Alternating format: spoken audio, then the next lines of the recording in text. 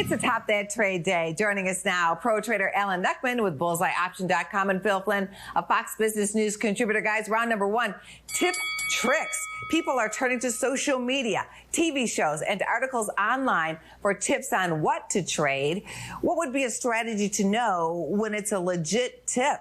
Well, any trade's worth doing as long as you have a trading plan. You've got discipline. So it doesn't matter your source. Now, I'll use those more for finding a restaurant than I do on stock plays, but I use an indicator that actually measures interest, which you could do on some of those online issues there. But the indicator I use finds smart money accumulating positions, kind of like when you see a lot of interest online in one individual stock.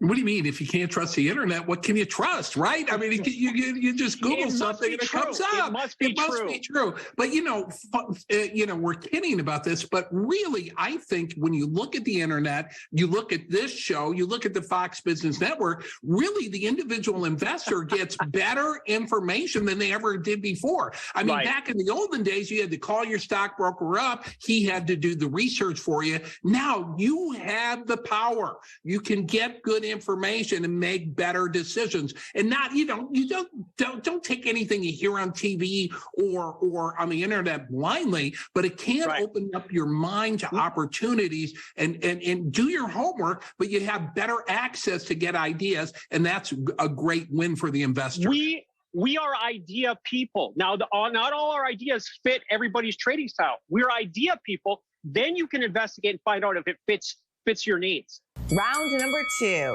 it's an option. What's the most common way new traders lose money in the options market? I think sometimes what they do is that they end up buying options that are way far out of the money. But that doesn't mean that you shouldn't do that once in a while.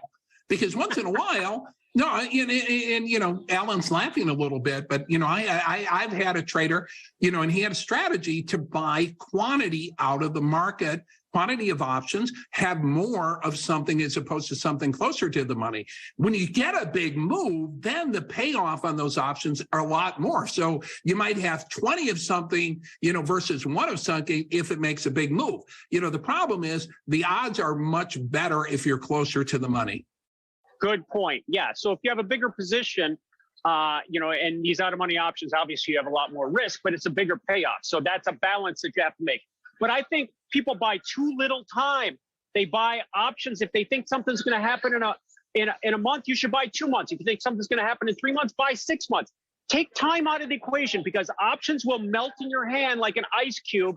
And that is very, very, very frustrating. Round number three, people, places, or things. Is it a good idea or bad to consider the antics of a CEO? I had a friend call and say, hey, should I dump my Tesla shares?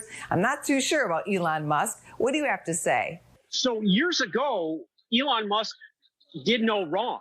Obviously, we've seen what's happened with his Twitter debacle.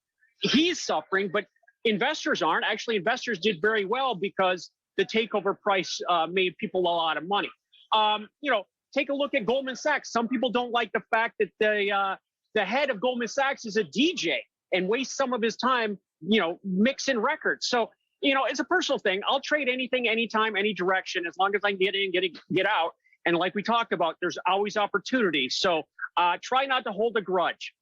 I'm getting back in the vinyl, so I'm all for the old DJ thing. But I'll tell you what, I think it can work both ways. I think you have to look at the CEO because a lot of times a CEO can make or break the market, right? But I'll give you the flip side of that. As you know, I've been a big buyer of Tesla. I owned Tesla many years ago when it was at 80, and we had made a huge profit on the stock. And then I got nervous, when he started challenging the CEO and things like that. And so I sold a big part of my position, and I regretted it later because I made a rash decision, on a short-term situation. I think you have to look at the overall company, the vision, and the CEO, and don't get shaken out because of one headline. Here's your bonus round question for today. It's ticker time. Which one is the true ticker?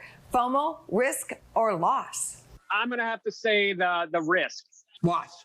Oh no, the answer was FOMO. But you did a great job anyway, guys. Business First Sam will be right back.